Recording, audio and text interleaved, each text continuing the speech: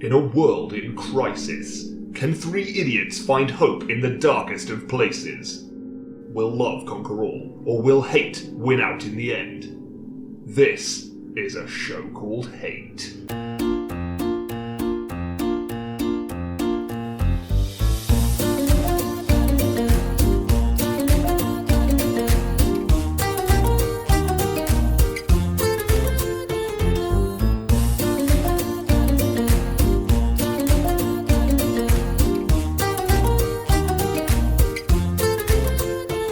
Well, hello and welcome to A Show Called Hate, a podcast about love, hate, and everything in between. No, I fucked it up. I didn't even do anything. You made me choke. Hang on. Love, hate, and everything in between in search of a little perspective. I'm Nick. Isn't it something about greater meaning? Oh shit, maybe. I don't even know. Yeah, We've screwed it up. Do you want to kick us off again, John? I think we should just keep this. Hello and welcome to A Show Called Hate. A podcast in which we explore... that's the one, yeah. Okay, here we go. Well, hello... Fuck. Oh, no! Oh, for the love of God. Try again. I reckon they might leave this in.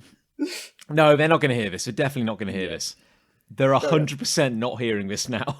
As God is my witness.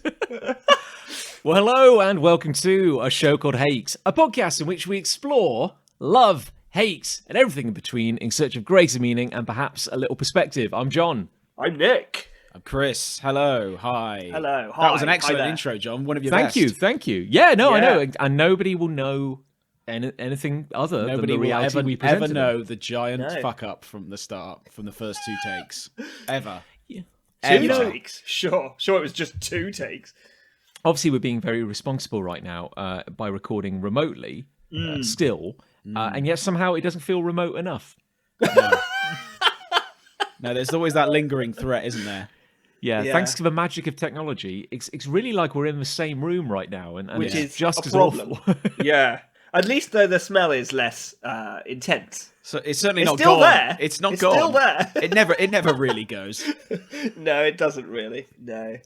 Probably one of the best things about recording remotely is that we don't get that moment where when we finish recording and we open the door out of the podcast studio and we get that rush.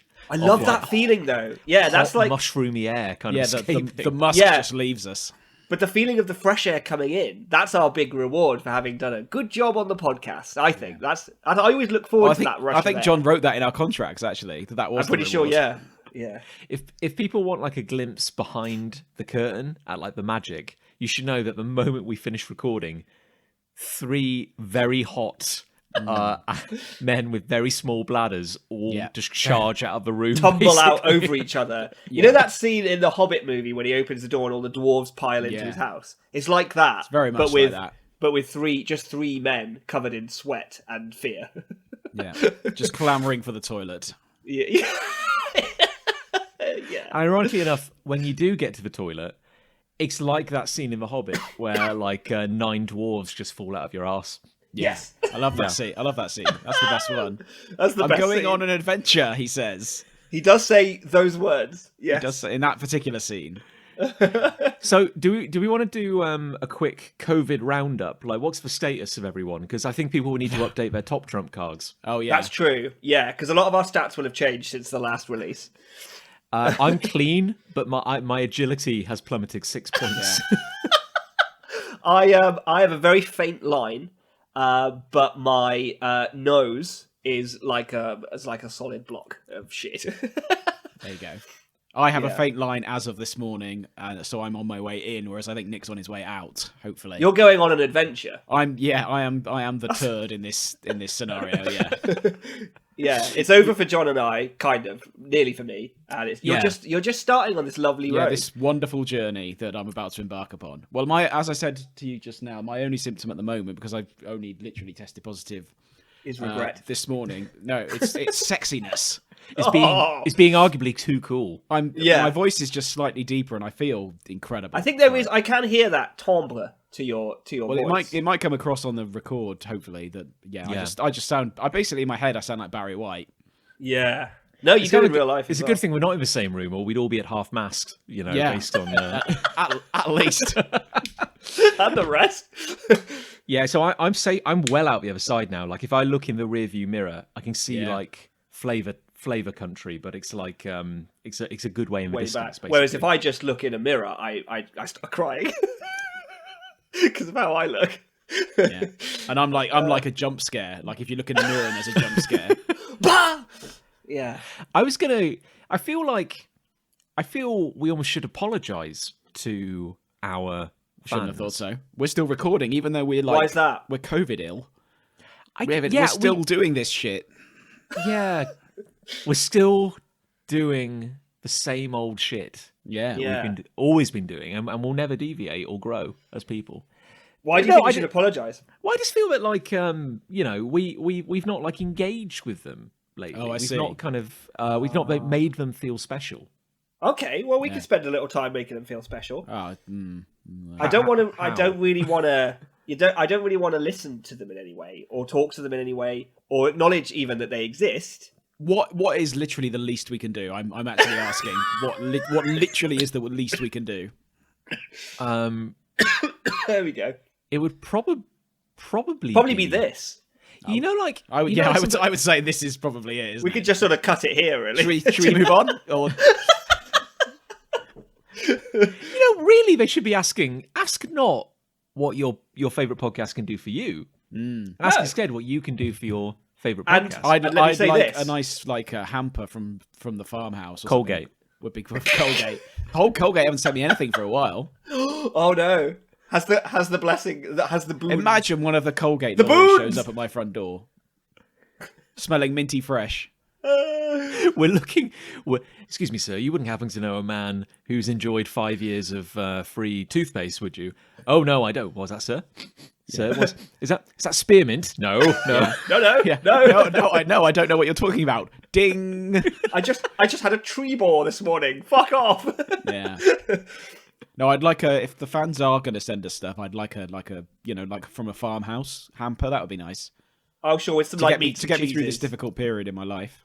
Maybe like some of that cider vinegar in a bottle or something. And, That'd be like lovely, a boiled side of ham, sort of Yes. So thing. that'd be tremendous. Thank you. A Yeah. hock. I don't know if this has come up on the podcast before, but my nine, my Welsh grandma, rest her soul, she used to, when we used to go and stay with her, she would treat us to getting ham in, like some special Right. ham, you know. Love a bit of special ham.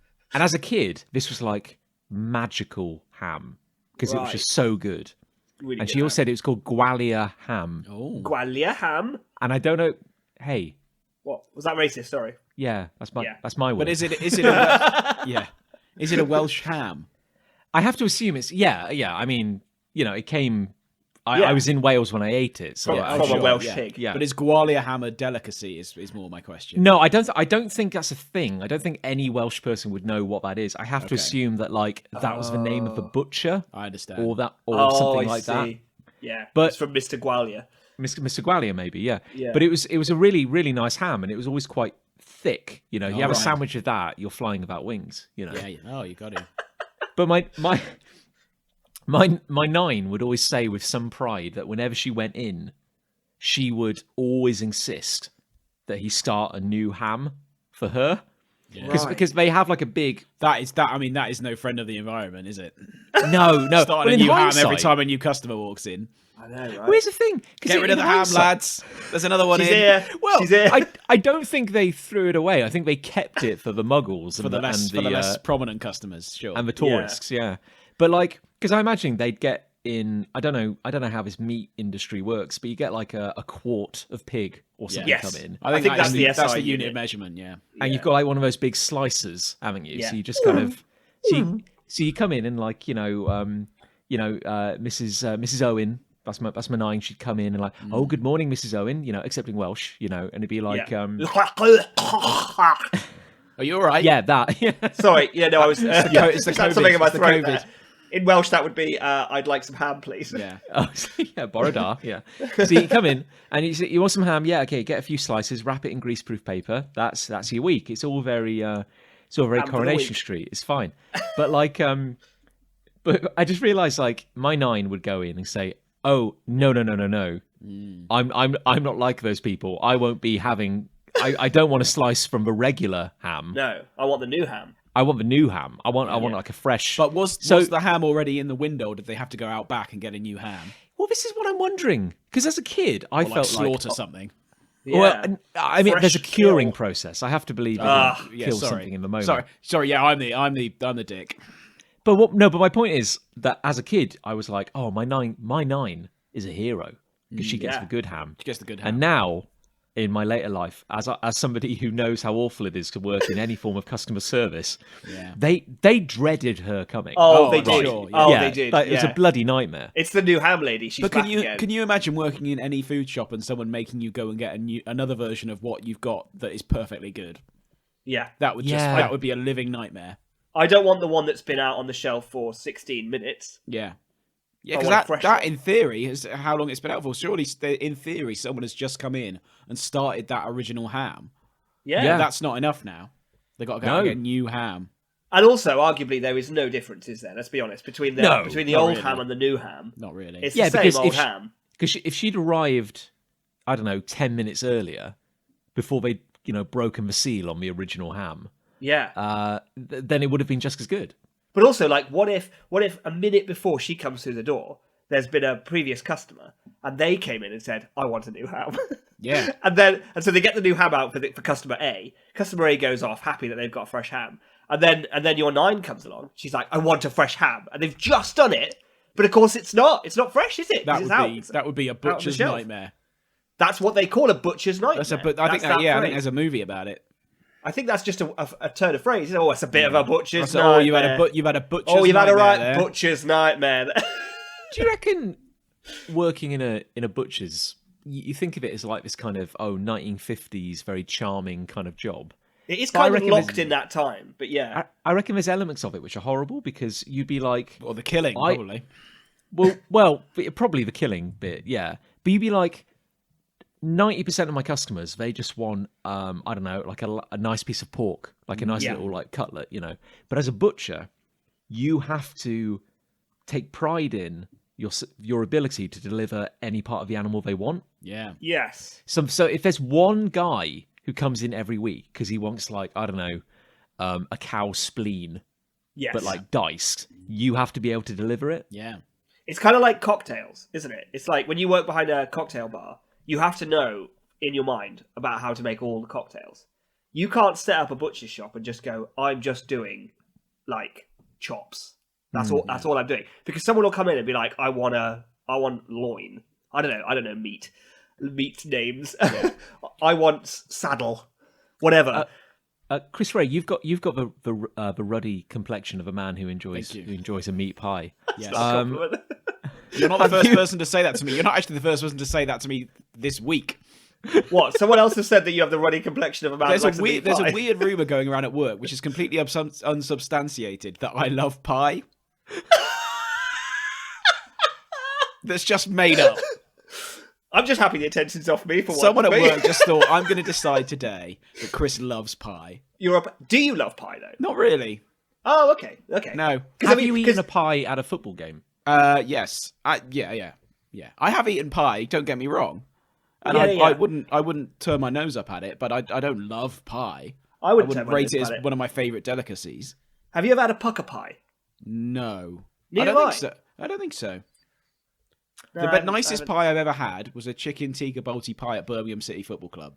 That sounds pretty That good. was to be fair. that was tremendous. A lot of the How best good foods was- I've had have been at football grounds. How good was the game?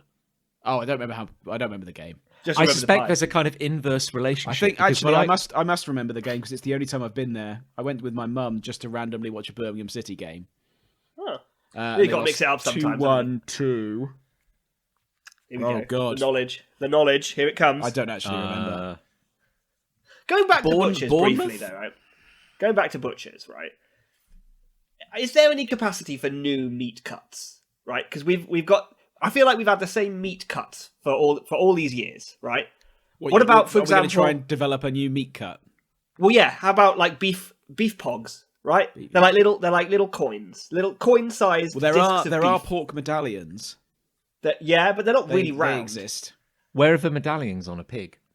Oh, I don't know. Jowls. Yeah, probably like the udders, Oh, the udders. the nips. Yeah. Pork nips. A little bag of pork nips. One bag of pork nips, please, bartender. I'll take 200 grams of pork nips. No, I don't want those nips. I want fresh nips. I want. Bring out your fresh nips. Bring out the They've been on the freshest shelf nips for at you've least got, 20 minutes. please. Yeah, freshest The nips. crispier, the better. Isn't it like you're in the rare occasions where you find yourself in this for 21st century. In this John's the for time traveller. Confirmed. We all knew it. Okay, look, no, The what, mask look, guys, is slipping, isn't it? guys, stop trying to find humour in a perfectly normal sentence. So Yeah, when you sure. find yourself in a cyber butcher and you're and in those rare occasions where you look up and you know that there's that diagram of like a cow Yeah. and it's in always there. broken down into the cuts. Yes. Yeah. And you look at it, you go like, okay, so that's yes. like shoulder, and there's brisket, Yeah. you know, and there's maybe like flank. I think I Yeah. understand that. And you're just looking at this cow, and then you just go like, and then it starts to go into like the esoteric kind of like forbidden cuts, like the goonch, you know, or something like that. And you're And like, it's always got like runes written on it and stuff. Like that's not. Hang on, that's not English. The flawn. I guess Two flawns, please. I'll have 2 cuts of flawn and a goonch, if that's all right. But a fresh goonch. Fresh goonch.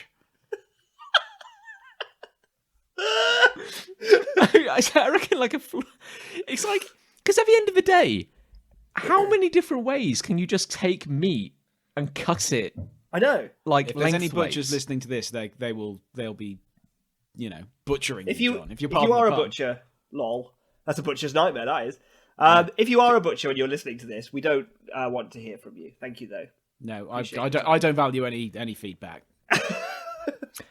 I used to have to go to a butcher's infrequently when I worked in a biology lab because we'd have to get organs Yeah. and stuff for When I was a dissection. science tech, I had to as well. Yeah. Yeah. And you know, you go in and like they always have that display, that counter, that till under glass. Yeah. And it looks like a horrible meat garden. Because they it's like a Chelsea flower show, but it's all just made up they're of all like in kidneys. like fake shrubbery, aren't they? They're often Yeah. surrounded by that green astroturf. Yeah. Stuff. Yeah. Yeah. But my point is, that's not you don't sell all the display models. Like in any line of business, you never. No, that's true. You've got to have your display meats. So But you're who like, who gets those? Do they take them home at the end of the day? Maybe they fight over it. it's what I'm wondering. Like Maybe. when I worked at Starbucks, at the end of the day, all the cakes we had to get rid of, just fill a paper bag. I Yeah, take home 20 cakes a night. It was Fill your brilliant. boots. Yeah. Yeah. Happy days. That's amazing. Subway Imagine did the that, same but as with well. kidneys. I think I had a friend who worked at Subway, and she could just like make up Subways out of the stuff they had left over and take them home. She used to come home with like These are 7 the hidden Subways. perks you don't see of these kinds Yeah. of jobs. And I don't mean this in any way in a rude way, because I eat Subway quite a bit. Eat But fresh. like your friend, when they worked at Subway, Yes. did they smell like a Subway when they came home? Yeah, they did. Yeah. I mean, yeah. We're straight there's that- away. But that's particular- true of anywhere, isn't it? You like if you worked in Boots, you'd smell like acid or perfume or Ibuprofen. whatever it is Boots used to smell like. Acid. Do you remember in Boots? I could barely see when I walked through Boots. Oh, the cloud of perfume. Yeah, because it Yeah, was that's so true, strong that smell. I just got migraines whenever I walked in there. Yeah. My point. But I the thing about- digress.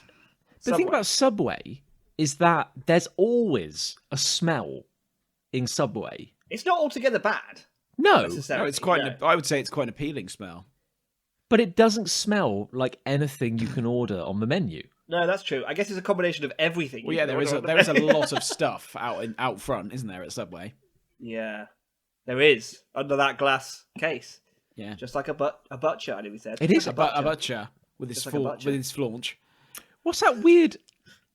Whereas like you go into a butcher and you look and you go like, okay, there's some pork, there's some, Gooch. there's a steak, there's a nice beef steak, There's and then, another one of the animals.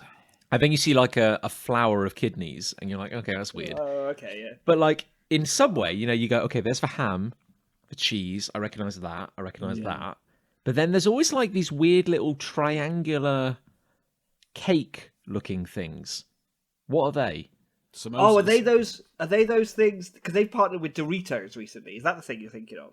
I They don't look know. like hash browns, but they've got Doritos all over them. Oh. No, you're describing what you're describing is too pure for this world. The and- butcher. Yeah, of course, yeah. Every butcher has partnered with Doritos. I'm back on Subway now. Oh, you're on Subway.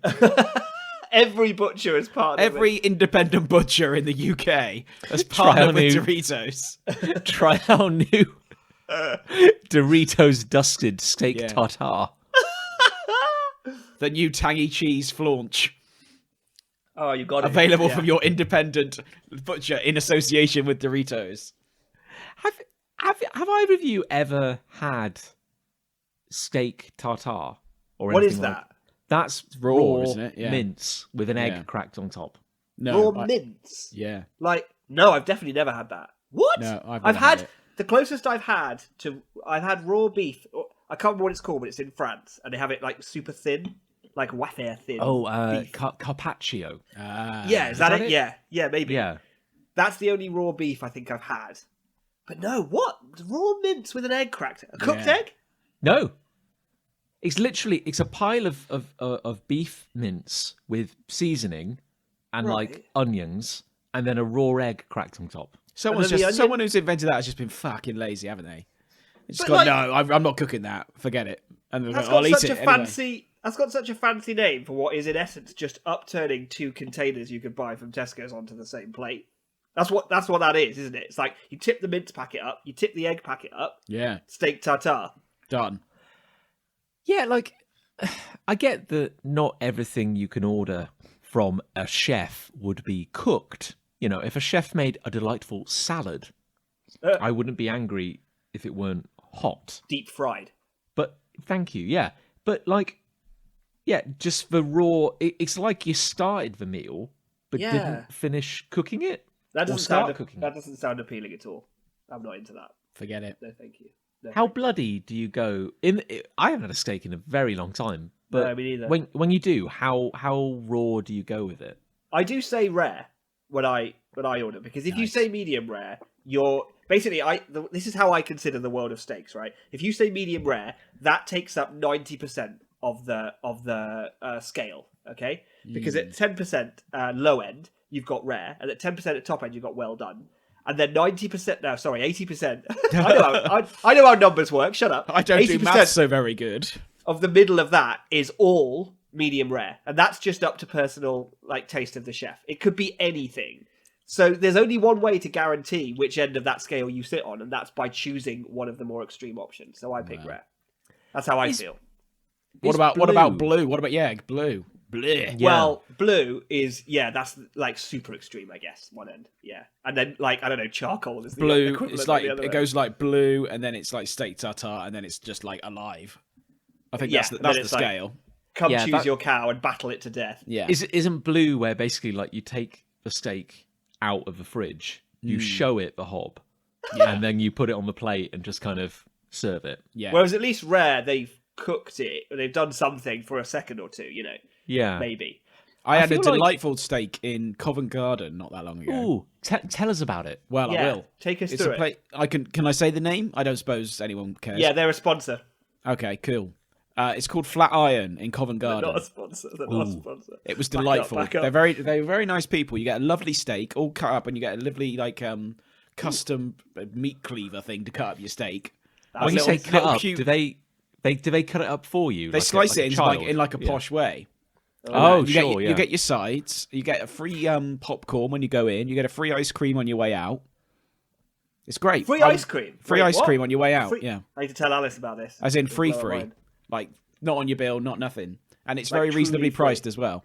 So if you're ever in Covent Garden, dear listener, go to Flat Iron, and you can thank me afterwards by sending me a hamper.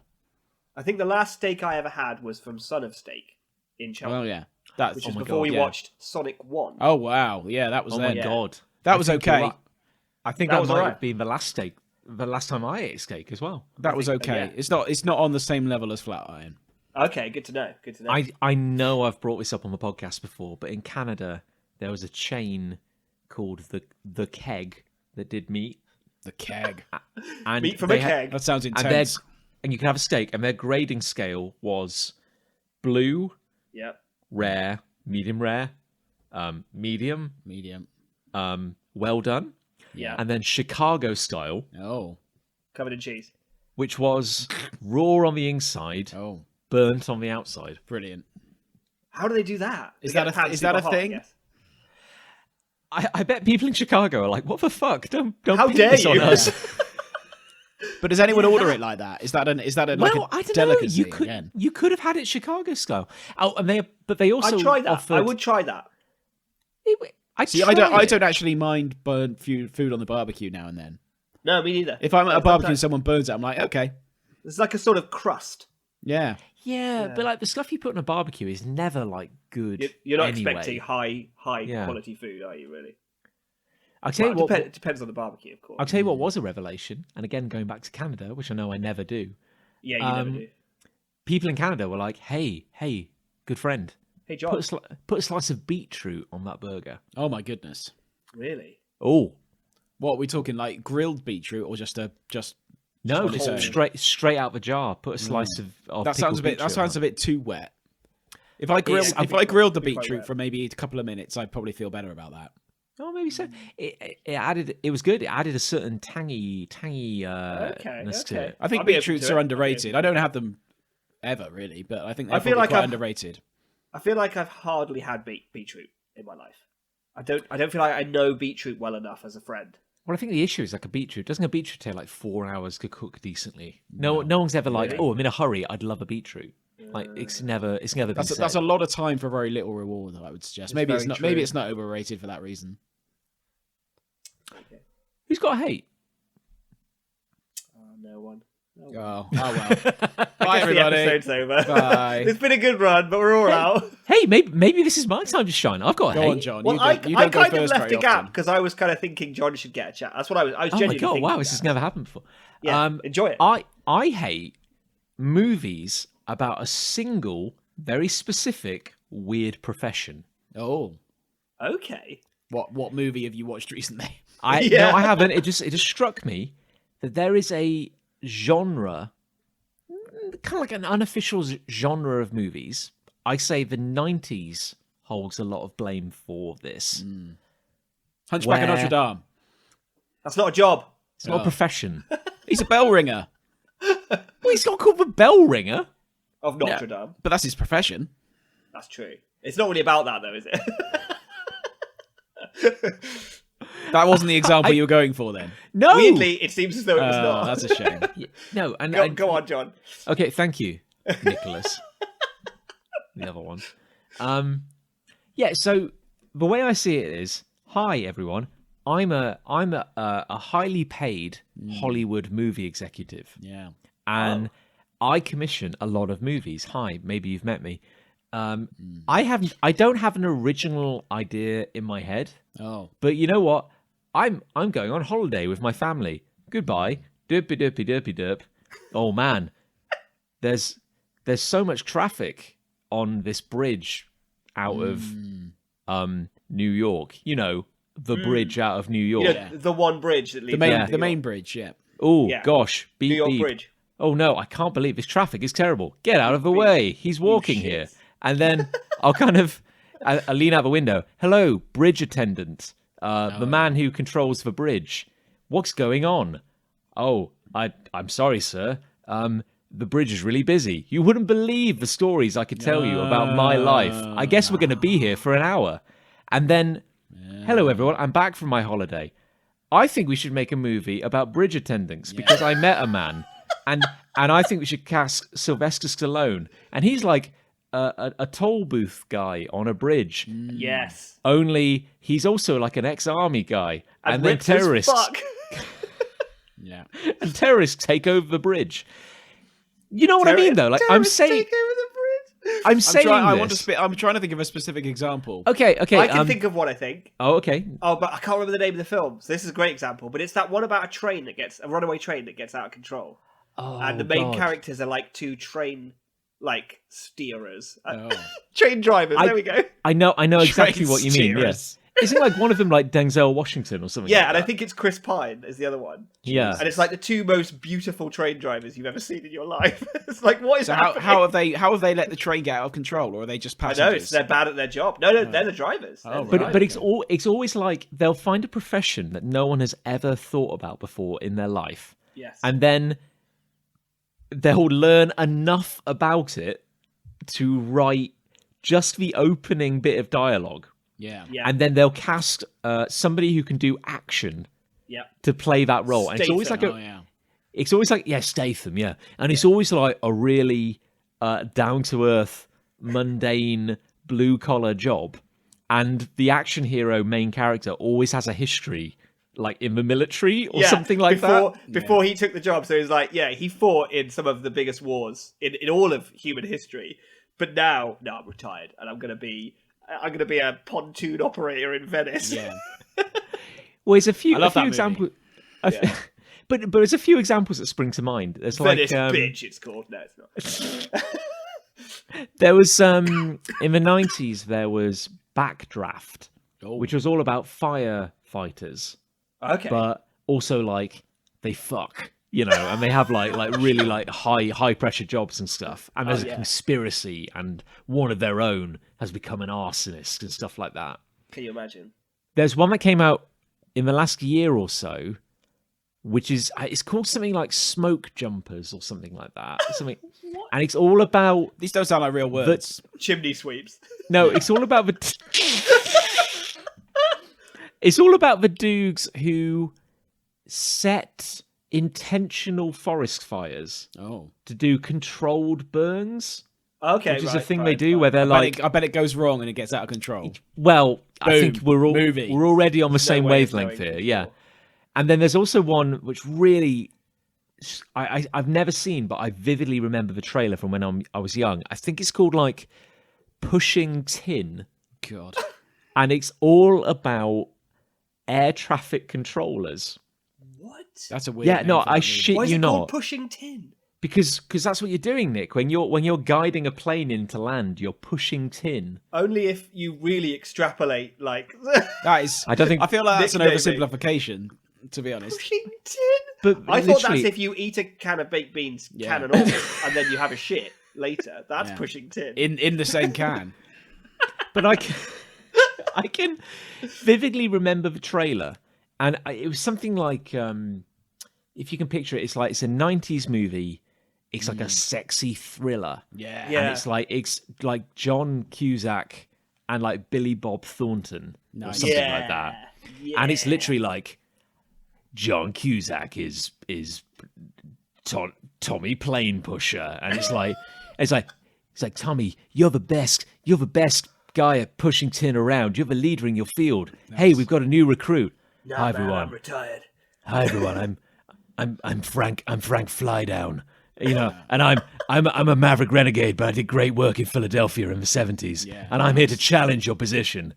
And then these two guys are like, so basically you're like Billy Bob Thornton, day one on set, and it's like, hey Billy Bob, good to have you on set. So you're playing an air traffic controller, only you fuck. Yeah. So you bring the fuck energy, and now here's a single post-it note with everything you need to know about being an air traffic controller. Yeah. And my point is that the thing I hate about it is in each of these movies, there is a single scene. That's all you get, Yeah. which is basically just to establish that this character is absolutely an air traffic controller. Oh, yeah. Without a doubt. It's key to Yeah. his Fully. character. That's the thing.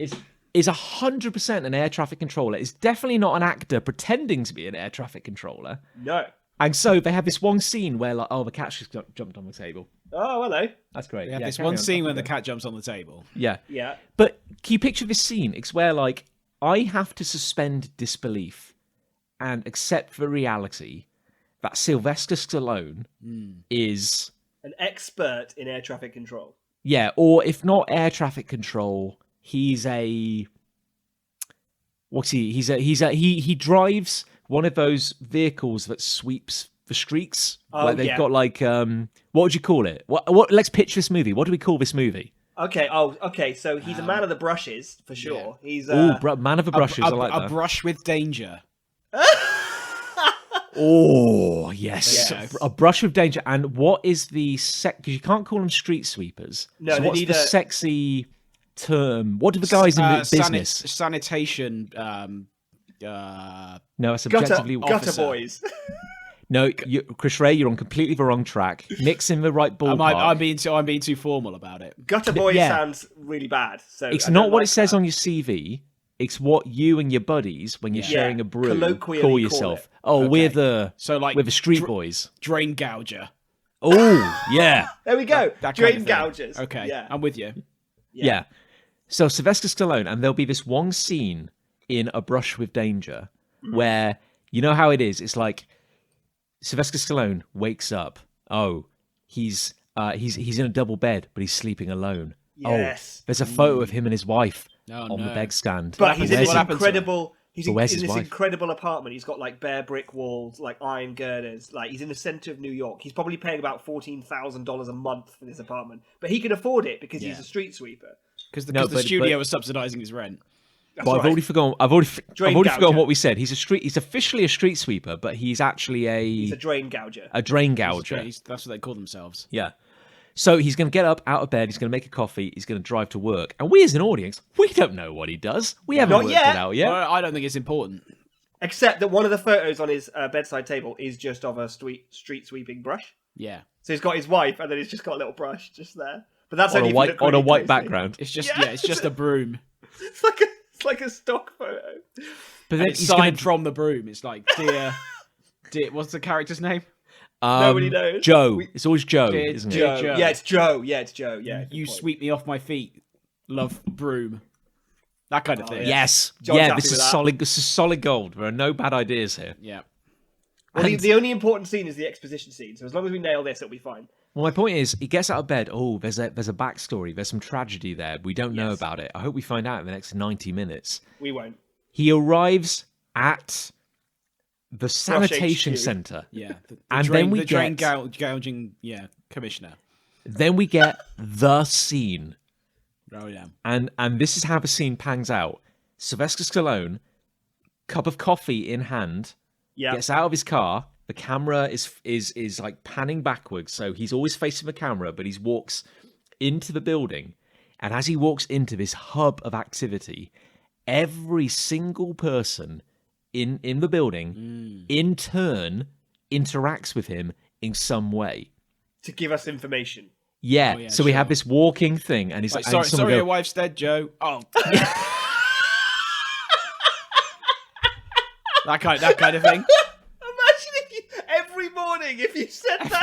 Every morning he's greeted with a really clear reminder that his wife died. Sorry, your wife's dead, mate. Oh, it's all right, mate. No, cheers for that. Cheers, yeah. Sorry, your children don't speak to you, Joe. Oh no, it's cool. Thanks, mate. I'm sure Yeah, they'll come but- around. One Shut up, guy's- Rodney. and one guy's on like a walkway. Hey Joe, remember that time you pulled me out of that burning trash compactor? Yeah, You're a good guy, Joe. It's important to remember that he's done that for later in the movie. And then a little boy comes up to him with a little cap on. It's like, I'm so glad you saved me from that gutter that time. Yeah. Oh, that's all right, boy. Ruffles his hair, moves And then on. there's like a harried, like middle-aged woman, and she comes up with a clipboard. She's like, Joe, I've looked at the numbers. It just doesn't add up. We're not going to meet our quotas this quarter. We're not going to meet our drain quotas for some reason. He's like, cut down on fourths and we'll run double teams on six. Oh, Joe, you're that's so clever. great. Yeah, nice Yeah. one. Great. Nice one, Joe. Oh, And Joe it ends nailed with, that. and then it always ends with like he does the entire walkthrough, and then he closes the door on his office, Excellent. and then there's somebody waiting for him, and that's the next scene. That's always how it pangs Nice. out. Yeah. And then pretty much after this scene, it's the exact same movie, but as all the others are, Yeah. which is probably terrorists. or an Something explosion. blows up. Yeah, something blows up. And then he's just an action hero, and all of the fact that he's a street sweeper or a chimney sweep or I don't know, like a pontoon pusher. it's all irrelevant now. maybe he has to fight them like in the drains. Oh my god! And then his That'd be knowledge of great. the drain like mapping system is his advantage Yeah. over the terrorists. It's always like the terrorists have held New York City Yes. to ransom because they've put bombs in the drains. in the drain system. Yeah. And the police, they can't do anything about it. Why would they be able to? But who would possibly know the New Who would York know gutter where system? all the drain areas would be where you could hide such a device? Well, But here's the thing. I know a guy. Here's the big twist: is that not only does that work in the favor of our hero, but it also paints a picture of who our villain is, who is also a previous drain gang. Oh my god, yeah. And after a while, he's got a problem because he got hero, fired. Joe got him realises fired from the drain company. There's only one person who would know where to place the charges in New York to decimate every toilet in the whole city. And there's like a photo in Joe's office, which is of the entire crew, and they're like, and they're standing around the big street sweeping vehicle, and it's like you recognise all of them. Betsy. But there's one guy in the picture who isn't working there anymore. Yeah, and he's got a mustache. And you zoom in on him. And he's just, and then Joe stares at it intently and just with a hint of sorrow, but mainly with steely determination.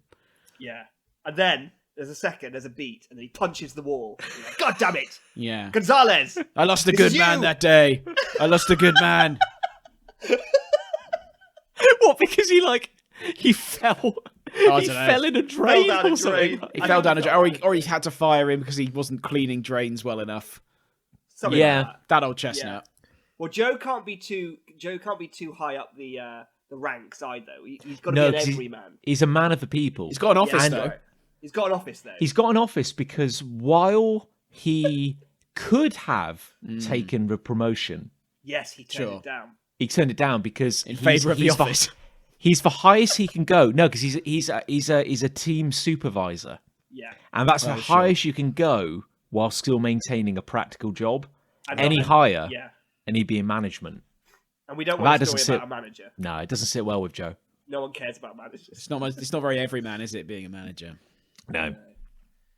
So my point is, we've just written the best movie I'm looking forward to watching it. The thing is, as well, is that we've not only written every movie like this that already previously existed, but we've also done it better than all of them. And I would watch this one. I would genuinely watch I kind of want to know what happens. I know. I started out on genuinely, let's break the illusion for a second. I was like, let's just come up with some bullshit. And we actually, we wove this tapestry so well that I could picture every moment of this. I can see it in my mind. And I feel incredibly invested in the life of Joe Everyman, our street sweeping hero. Yeah. The gutter gouger.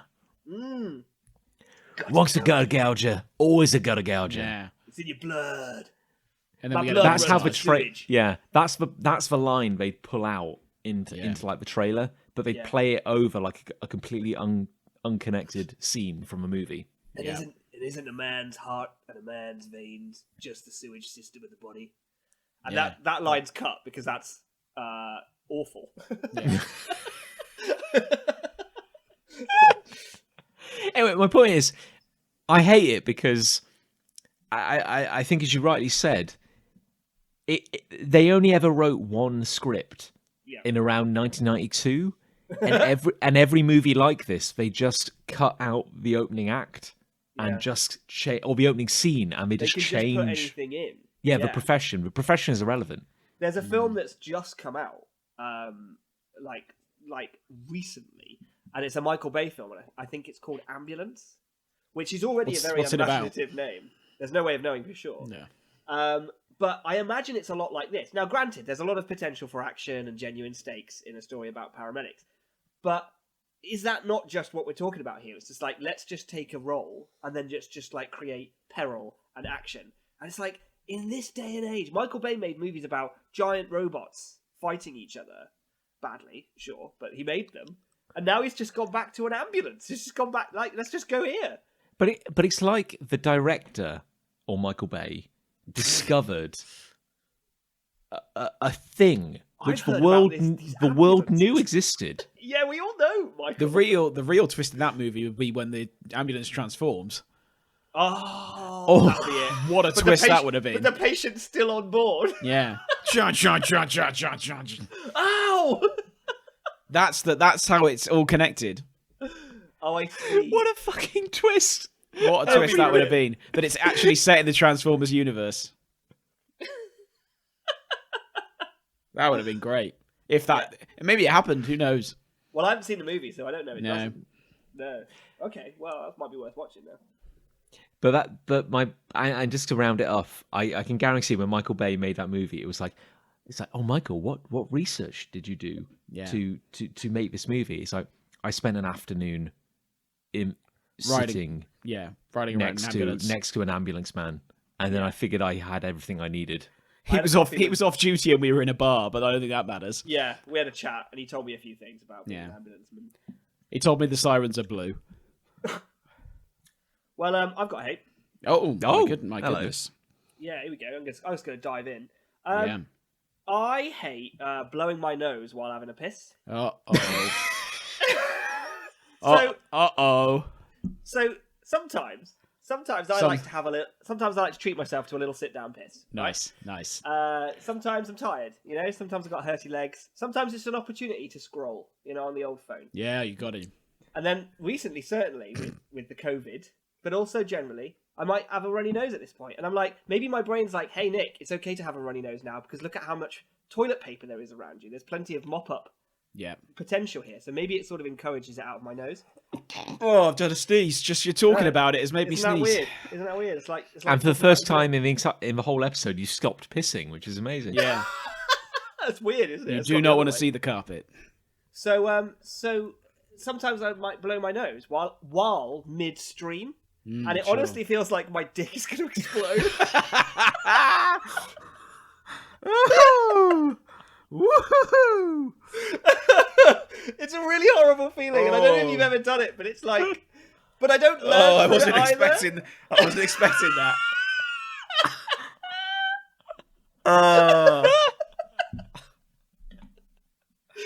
It's not... Oh, dear. It's not nice. Have you done it?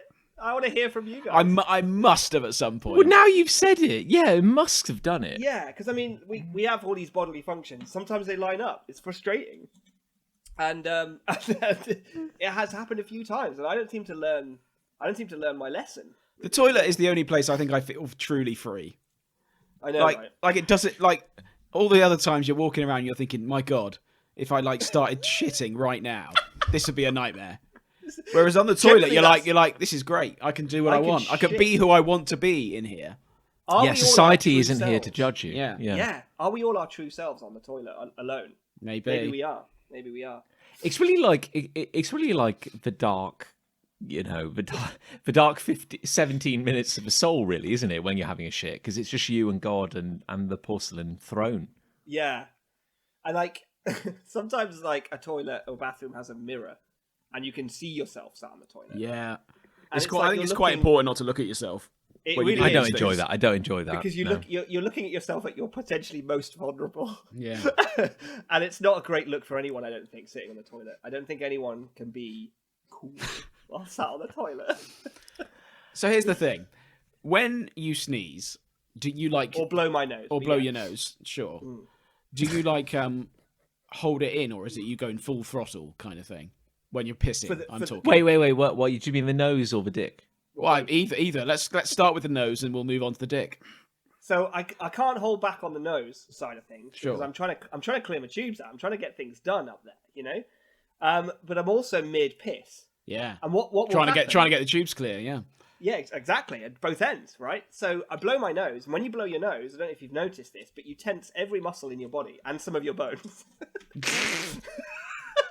And that means that your jet stream of your piss increases in power, velocity, and intensity probably tenfold. I think I've cut a groove in the bowl of the toilet at this point. Yeah, it's like a laser. It's like a water laser. I feel like nobody. the irony is you're describing. You say of course, when you blow your nose, you tense every muscle in your body. You can only know that through great personal loss, and I think I didn't. I think I knew that on a subconscious level, but I didn't know that. I know exactly, but now I do. Yeah, that's now I do, John. I don't feel like I would ever have tried that, but it must have happened in my 36 years on this planet. Here's the it must worst have thing. happened. Here's the worst thing about it, right? Is that now I've put the thought in your head. The next time you're having a sit down, Oh, yeah. and you kind of vaguely think you might need to blow your nose, you'll want to try, because here's what happens with me, right? Every time I do it, I'm like, I know this ends badly. I don't like the feeling, but I'm just going to check again just to see if that's really true. And then I do it again, and it's bad. It's like something's going to pop down there. The thing is, in my head, I'm overlapping sneezing with blowing your nose. I think they would probably have the same effect. I'm more imagining an involuntary action of sneezing. I think I've sneezed while pissing as well. Yeah. The thing is, it's a much sharper, shorter thing. Maybe you can weather that storm, you know? Well, the issue is like if you sneeze while having a piss, you get the cut off because you get the kind of interruption of flow. But then also there's a kind of like wild twanging that kind of happens where it's like a bit of like whoa, you know, and But doesn't and when you stuff sneeze, doesn't jerks. everything stop? Like your heart stops for a second or something. Really? I'm sure I've heard that somewhere before. Heart stops. But also, like, how long does a sneeze take? Like, how many beats are you missing out on? Yeah, that's true. Yeah, we could probably all cope with dropping. I'm sure I've read that though somewhere. The thing is, like, when I blow my nose, the windows rattle. Like, you know, I've got a particularly deep kind of nasal. Maybe you shouldn't do it. Maybe you shouldn't do it. But the thing is, like, yeah, but this is the thing is, like, I feel I'm more likely to sneeze while pissing because that's an involuntary thing. Yeah, whereas blowing your nose is a choice. You've got to think. Think about that. Yeah, this is my point. This is my point. Is that I should know better, right? I should not do this thing, and yet I have done it multiple times. It feels a bit self-inflicted, you know. Still hate it. Yeah. I do it, but I hate it. I feel like I'm almost certainly going to try this in the next week or so. Well, if you blow the top of your dick off, then don't blame me. You'll be my first call. Nick, it happened. It's happened. Yeah. It's not that I don't think this is an engaging subject matter, because it's actually just you've made me think so much that I'm struggling to find things to say, because I'm genuinely pondering this like on a level I haven't done before. I feel bad, I think, because I think it's gonna probably make people think about, well, does it really feel like that? Like maybe they'll try it, and maybe I'll start a sort of epidemic of people like.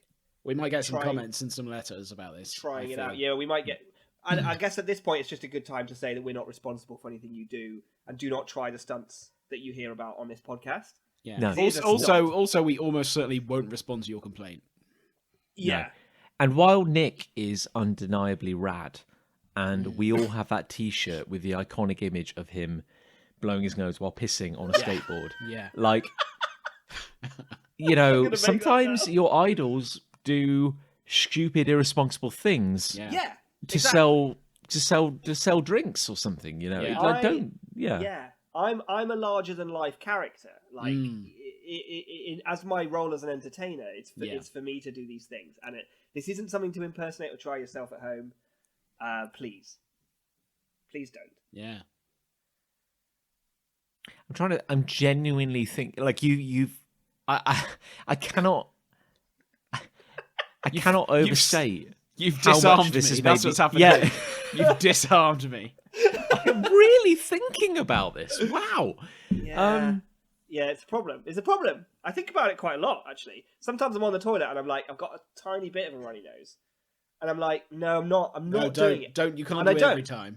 And I don't do it, and I wait until I finish the stream, and then I blow my nose. I'm like, yeah, that was the right decision today. I guess the kind of biochemical process here is that you're already in a relatively vulnerable position because you've had to like open a few canal gates, Indeed. like deep inside you to let the flow happen. Things are running.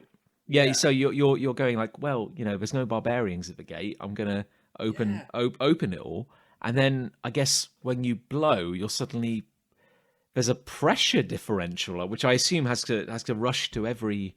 But where does it come from? You know, do you blow your nose from the very core of your being? You know, when I blow, maybe it's not a question of my heart stopping. It's a question of my heart doing one massive beat that just jets everything both up and down. Yeah. You know, if my sphincter isn't tightly closed, then I would shit myself at the exact same time as well. No. If my defences aren't up. It's a wonder that we're not permanently shitting ourselves in a way, isn't it? Yeah. Really? I think Isn't that incredible? An incredible feat of evolution. Do you think when we were cavemen and we were just running around naked all the time, Yeah. we would just shit? Like if we were just running through the forest hunting an elm. Nope, that's a tree. Hunting an elk. An elm. Where's it gone? Yeah. Oh my god! Those damn, Can't those see the damn elm for the elms. trees. We lost another one. I'd have been a rubbish caveman. So we're hunting elm out in the forest, and it's really hard to see it because there's loads of trees around. And we're just running, galloping. A group of boisterous cave people running, covered in hair. A group of boisterous cave boys just having a good time. Yeah, greased up cave boys just sprinting through the forest, hunting elm. And then, but as we're running, we're just leaping over like tree trunks and tree stumps and trees and everything, and just shitting as we go. Well, the thing is, like in our modern society, like we've. Oh, what an image! The thing is, What a mental image you've just put in my brain. But in this modern workaday society, that comes off the back of like 20,000 years of like human civilization, and maybe even millions of years of like human evolution. We've developed clothes which are quite restrictive, stylish but restrictive. We look phenomenal, but yeah, We do. I imagine there must be something quite satisfying and liberating about wearing nothing but a furry elm skin. When you've killed and skinned a tree, and you're wearing its kind of like its skin on you. Yeah. And and you've got a spear, and you're wearing little boots made of like fur, and Nothing on your bottom half. Yeah, but that's my point. I mean, you're covered, but it's like a cone. You're just kind of open down below. Down, cone. Yeah. And my point is, you'd be like, gather around me, warriors. So the elm was spotted on that nearby hillside. I want you and you and you, and to go. You go west, follow the valley. We'll carry on. Oh, excuse me. And then you just kind of squat and just go. Oh, that's much better. Anyway, yeah. So you go that way. You go that. That's got to be liberating. Yeah, and also what a power play as well. Like if you're the chieftain, right, and you're mid-strategy meeting about hunting elm, right, and you just do a really tiny squat, like I'm talking an eighth of a squat, right, your knees just bend really slightly, like that, and just like BAM, and a huge shit just drops to the forest floor. Yeah, and they all look at all your little underboys look around. Just go, that's why he's the leader. That's why he's the leader. There he is. Chris Ray, did you just see Nick froze freeze then for a few seconds? Yeah. Oh, did Which is why there is an air of silence in the pod. Oh, I wondered. I thought I'd crossed the line when I said underboys. Oh no, I didn't hear that. The amazing thing here is that our listeners listening at home won't have noticed any interruption. So they will have got the whole anecdote, and they will have heard Chris Ray and I in stony silence, just wondering what the hell you were talking about. I bet that was really funny as well. Yeah, well, it's ruined now. So, yeah. I said underboys though. So no, that's nice. That's a nice touch. I was going to ask, why did we stop pissing and shitting on cue? Is it because we discovered our sentience and looked at our own reflections and thought, no more? It's probably like, I don't know. We invented admin, and then you just got everything was just a bit busy, and I think it'd be incredibly liberating if it would smell a bit, wouldn't it? I suppose there'd be piss and shit everywhere. But then I guess we'd be used to that smell. I guess. Well, look. If you want to find negatives, you're gonna find them, all right. Yeah, sure. Honestly, I think my day would be improved immeasurably if, like, I'm in the middle of a meeting and I'm listening to some pitch about a piece of collateral we're putting together, and I could just go like, well, actually, I wouldn't even have to draw attention to it. I could just go. No. I could just make like a face and just go. Yeah, everyone would know what that face was as well. If you could do 100 microtogs a day versus one big significant movement, one leadership tog. Yeah, little pellets 100 times a day. That's got to be liberate. You'd go for pellets, would you? I think I'd probably go for pellets. It's a bit of a trade-off. Yeah. Because also, like, if you can do like 100 small pellets wherever you need, like, that's That's not going to eat into your day. That's not going to eat into. That's very true. Yeah, Your you're not trying to productivity find. is now through the roof. In this imaginary present, do we still wear trousers? Because otherwise, you would still have to consider that side of things. And also, our chairs would probably need holes in them, because otherwise Yes. we'd just be sat in our own pelts. Chairs with carrier bags in. Well, I guess animals worked out that like shitting in a corner is good. Yeah. So maybe it's not just like you let it drop wherever. It's just when you need to go, and that could literally be whenever. You just go to kind the of corner. you just wander over to the corner of a room, Yeah. and maybe we're all wearing furs again, and that Yes. just kind of makes it a bit easier. Isn't it We're weird? all wearing right. elm furs. That like the whole problem with shitting in the street is it would probably like smell and that. That's the whole But problem. all the animals do it, and the streets don't smell, and there are a lot of animals. Last time I counted, anyway. Thing is, like, a fox So how come- shits in my drive all the fucking time. Yeah. So And how it come? smells really How bad. come the streets don't smell anyway? Because all the animals are doing it. The thing is, we're all people. We're all in our mid-30s. Yes. That's correct, and we grew up in the UK, and Yes, that's right. I vividly remember that something happened in our lifetime regarding public fouling. Yeah. There was some kind of law passed about like dogs just being allowed to shit anywhere they wanted. Oh. Like I feel we may have actually What the law was pro that or anti it? well, it actually encouraged it for the longest time. Yeah, that was the weird thing. I feel like we may, without realizing it, have lived through an era of societal change where it suddenly became a crime to let your animal shit anywhere it wanted. And thereby us as humans being able to shit wherever we wanted. Thereby, us It's as a shame humans. in a lot of ways, isn't it? We've lost a lot of freedoms. Yeah. People always talk about what we gained, but they But never, at what they never cost? dared to. Yeah, but at what cost? What did we lose along the way? I've got a hate. Yeah, you did. I'm going to lowball you in a way, but there's context to it, so bear with me. Okay, make it easy. Make it easy. My hate is exams. Okay, that's quite Not easy. that much Yeah, of that's a quite lowball, easy. though, That's 'cause a I haven't done an lowballer, exam but for I'll tell you 20 why. years. There's a few reasons. I didn't do so well in my exams as a school pupil. Sure. But don't let that be a deterrent to you, children, because you'll do well even if you don't do so well in your exams, as long as you work hard and do your best and all that shit. Yeah. However, this Don't week, shit in the street. don't shit in the street, whatever you do, otherwise you will fail your pooing exam. I took an exam as part of a course I was doing at work this week, and it brought Oh, you did all an of exam recently. like 2 days ago. That sucks. Yeah. Wow. So A and it grown brought, man. and I know, right? And it brought it all back to me. All the trauma of studying and revising and taking the exam and sitting in that room in utter silence, and then just the anxiety of waiting for your results, which ultimately are very disappointing. Although the result I got on Tuesday was okay Well done. eventually, which was good. Bravo, But it just brought bravo. all that back to me, and I thought, oh my god, how unbelievably stressful that time was. Because everyone's had that dream since school where they're sitting in an exam and they don't know anything that's on the answer paper, and you just right back there in that dream, and it's just your worst nightmare. Still, to this day, I get those dreams. Yeah, I do. Yeah. And I swore upon finishing university I would never take another exam in my life. Even literally, if my dream job and opportunity arrived tomorrow and was like, hey, John, you can have everything you ever wanted. You just have to sit this exam. Yeah. I'm Well, out. I'm Fuck out. it.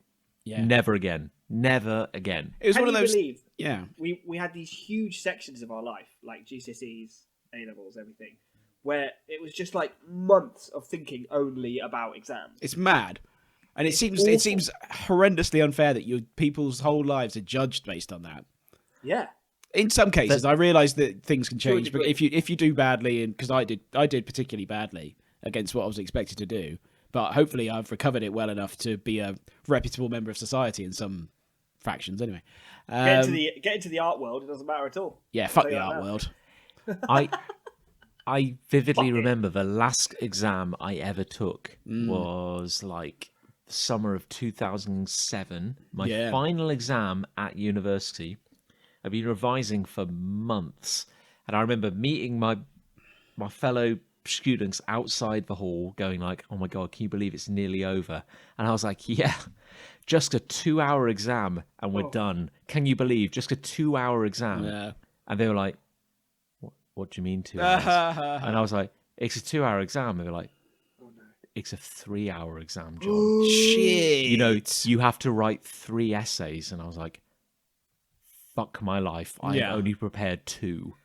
What? Oh god. Yeah. Nightmare. In you go. Was this That's good the luck? dream. Was this That's not? the Was this nightmare. not a dream? No, that happened. That happened. actually That's happened. the That's a worst. butcher's nightmare. Yeah, the last that exam. really is a butcher's nightmare, isn't it? Yeah, that that was horrendous. Absolutely horrendous. But the last exam I ever took in an academic setting, and I fucked it basically. Did you do pass all the? right? Did you pass the exam? I did. I think I got like 56%. That was That's a it. pass.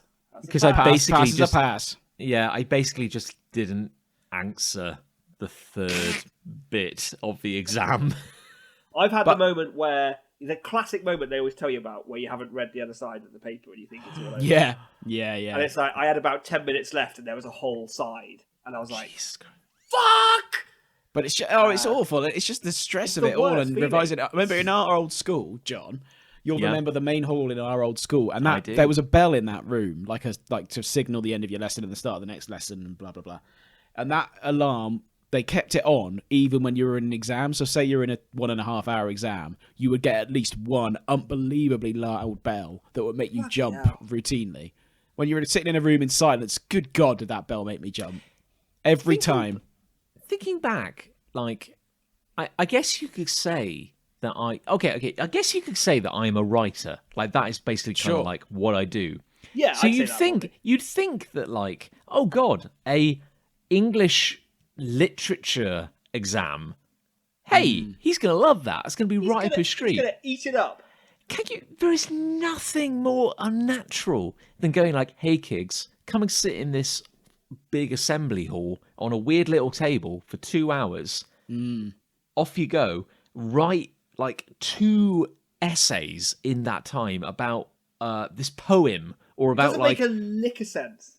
it's doesn't at all. it's insane. It's insane. It's torture. Right, at university, I had one exam in my whole 3 years, and that's part of the reason I took the course, to be honest. There weren't any exams, it was all writing, because I took a sports journalism course. But I remember one exam, and I still can't remember to this day what it was about. I have no idea. And that was the last exam I had ever taken until Tuesday this week. And that was at home, so that I had to log onto a system, and someone joined me on my webcam and said, "Hello, oh, could you take your watch off, please?" I'm like, "This is my house. Don't come around. I don't come around your house. Tell you to take your watch off." Could It's it? a smartwatch. I've Could got have been a I've got an smartwatch. analog watch. There you go. Mine's analog. But you could put all your answers on your. But I smartwatch. suppose that's what I would say, wasn't it? And then he said, like, genuinely getting a little anxious. Like Yeah. you're talking about this now, and I'm feeling riled up. but then this fella Hey. Carlos comes on and goes, "Hi, just before I release your exam, could you show me around your workspace?" So I had to take a photo of myself, a photo in front of me, a photo to the right, a photo to the left, and then I had to actually pick up my webcam and like walk him around the room to make sure there were no materials that were like helping me in the exam. Oh my So god! it was like, my God, this is just stressful already. Then I took a 3-hour exam on digital marketing, which, bearing in mind I work in digital marketing for a university, the anxiety at failing that was incredible. Yeah. I was right. like, I can't fail this. And at one point, I was like, I'm not getting any of these answers. This is a nightmare. The stakes are higher with this than they potentially are for because at least when you're at school, you're not in a job yet. Yeah. This is just governing your entire future, so fuck, who cares about that? Yeah, it But doesn't you're matter. in a job. If you fail, I'm in the digital marketing department. they're going to be like, "Why did we hire Christopher Ray again?" Yeah. It would. I think it would have been okay, but it would have been bloody embarrassing if I'd failed That that. would have sucked. But I think whatever your profession, Oh, yeah. if they were like tomorrow, Nick, you have to do an exam on illustrating a Yeah. unique RPG system. Yeah. There's a good chance you'd fail. Like Oh, everybody yeah. would probably fail. That's also the thing, because I've worked in marketing for like 15 years. So, and naturally you get your own processes and your own ways of doing things. And then Yeah. all of a sudden this body comes along and says, actually, no, we do it This like is this. how you And do this is the authority on how you do these things, even though it's quite subjective. Nah. But then you have to remember their way of doing it, and it's quite counterintuitive anyway. But it was just like oh my god. Anyway, I got 76%, so that'll do. Yeah, Nice. you did. Nice. That's an A in That's certain an A, circles. Yeah, that is an A, isn't it? So that'll do nicely, and I passed, they don't and it's do good. A's But it anymore. just this week's brought it all back to me, all that trauma. Oh, I like John. I would probably do everything I can to ensure and avoid any exams ever. I feel like if I'm offered another thing like that, I'll probably say, "Is there an exam?" No, Yeah. no, thank you. Ask that up front. Yeah. Yeah. God. I remember when we were at secondary school, my parents, when we got to like GCSE and like A level, my parents came down on me like a ton of bricks about like revising. Oh yeah. These exams are everything. You need to revise. Yeah. Oh, I so got literally that, like yeah. Yeah, every evening, I'm at my desk. I'm a good boy. Every evening, I'm putting the hours in. It comes to like an exam, I'm like just like shitting myself. I'm like all these months of prep, and I remember I remember like it was like I think it was like my A-level biology exam. I'm probably getting this wrong, but we're sitting in, Chris Ray will know it, the assembly hall at our community school. You're all like on a little solo table. Yeah. Yeah. You're doing your exam. It's like students, you have 1 hour. Click, and you got that clock ticking away. I'm like, fuck. And I'm just like, oh my god, my entire life rests on this exam. No pressure. I'm going to be a great biologist. I'm gonna do a new biology that no one's ever seen before. It's going to be amazing. I'm gonna find why your penis feels like it bursts when you blow your nose. I'm gonna find out why. I am biology, and so can you. I'm going to document and become famous for discovering Nick Angel syndrome. Yeah. And I vividly remember going like, I have to give every question my all, and I'm sweating, I'm panicking, and the guy who was one table in front of me finished his exam in 20 minutes. I shit you not, was like, closes his paper, puts it to the side, reaches into his pocket. I know exactly who you're talking about as well. Brings out a wad, because there's no other word for it, of about 40 Baby Bell waxes. Yeah. Which he's collected into a ball and kept in his pocket. You can carry it in your fist. It's the size of a human heart, and he slaps it onto the table and then spends 40 minutes quietly sculpting it on the table in front of me. What was he making? I don't know. I only saw his back, but Was it at least biology related? Yeah, that would have been good if he submitted that as part of his answer paper. But how are you supposed to feel when you're agonizing over an hour-long or a 3-hour-long paper, and the guy in front of you finishes it in 20 minutes, and you're like, is he a genius or an idiot? I don't know. I think probably the latter. Did you find out how well he did? Probably the latter. Probably the latter. Probably the latter. That is one of the wildest stories I think I've ever heard. Yeah. Because of all the things he could have pulled out of his bag, like, I thought you were maybe going to say a Game Boy. Because my brain, when you leave a gap, my brain tends to just go, a Game Boy? Just Game Boy. fills the gap with Game Boy, yeah. It's just hoping it's a Game Boy most of the time. And obviously that probably wouldn't be allowed, although he could put it on silent. But, like, to get out a wodge of Baby Bell wax and start sculpting it, like, the only thing I can hope is that he's a famous sculptor now. Like, good God, what a flex that was. I don't think he is. Okay, I know exactly who John's talking about, and he isn't.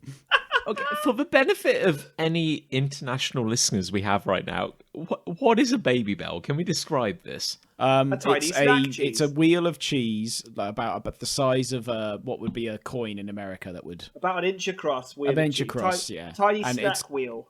Yeah, it's covered in a red wax that you could peel off.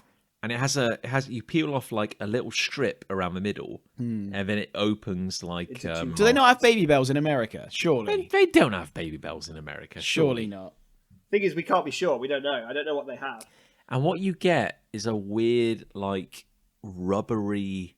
Yeah, it's very disc rubbery. of The wax cheese. is the cheese. Yeah, the wax Don't is eat the fun wax. to play with. To be fair, But you can, like, squish the wax, which was, like, previously, like, a sort of empty disc after you've taken the cheese out. You can then squish it down with your hot hands, with your hot little student hands, and turn it into just a ball of red wax.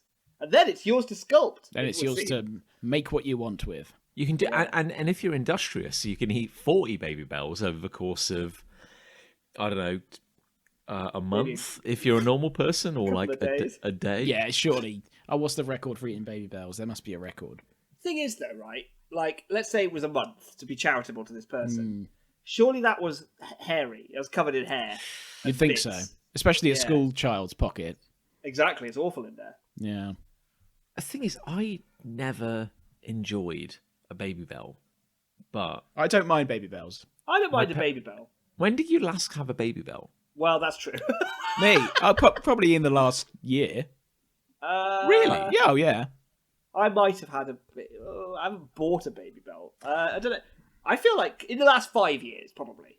Describe the occasion, Chris. Describe the scenario. Well, it wasn't really an occasion. I got the low-fat baby bells as a snack when I was like, we were doing like a diet at one point that was no carbs, so we just ate cheese. But it was. That's not a diet. It wasn't really much of a diet, but it was like the low-fat baby bells, just as like a snack. They are good. I do like a baby bell. Are they good though? Well, it depends what you define as good, really. There's a certain like. Well, actually, okay. I'm talking to. We have Nick Angel on the call who enjoys slices of American cheese, bastard cheese, for the long-term fans. But I wouldn't necessarily say a bastard cheese is good. Like No. I like it, but I wouldn't say it's good. Do you know what I mean? I am a human man. But like a baby bell, it's like I don't know what you're supposed to get out of it because I never enjoyed them. But I don't think they're there to be enjoyed. I think they're there to fulfill a purpose. But my mom would always put them in my lunchbox back in the day. Yeah. And I'd eat it, but like because you didn't want to look at gift cheese in the mouth. No, you don't look at you don't look at a platonic disc of cheese, in the mouth. But like, I think because they're not recently, but for a while they did a limited edition purple baby bell, which didn't have the red mature purple. cheddar. Yeah, and it was cheddar, which when normal baby bell isn't cheddar. It's a different. It's just I think its it's just called thing. like white cheese or something. Well, just like any cheese is a different cheese. Hmm. It's a certain kind of cheese, but they did a cheddar baby bell, and that was just a little disc of cheddar. Was it actually cheddar, or was it like Baby Bell, which had been flavoured? Well, the consistency was different. It wasn't rubbery. It was cheese-like. Oh. Yeah, I think it was. I don't think I cheddar. ever had one of these. It was fine. Yeah. Have you had Edam?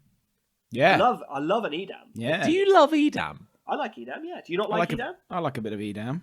But doesn't Edam What's just? wrong with your cheese senses? But doesn't Edam just like have like no flavour? It's just like No, it's got a great flavour. What are you on about? It's quite nutty. It's quite nutty. nutty.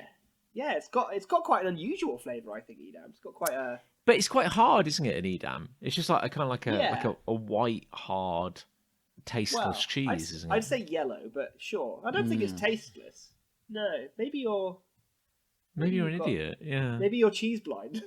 Yeah. Is it? Never Would thought you about say? that. I think you need to look inwardly, John, rather than at the cheese. Would you say an Edam is like if you had a whole Edam, isn't that like a massive Baby Bell?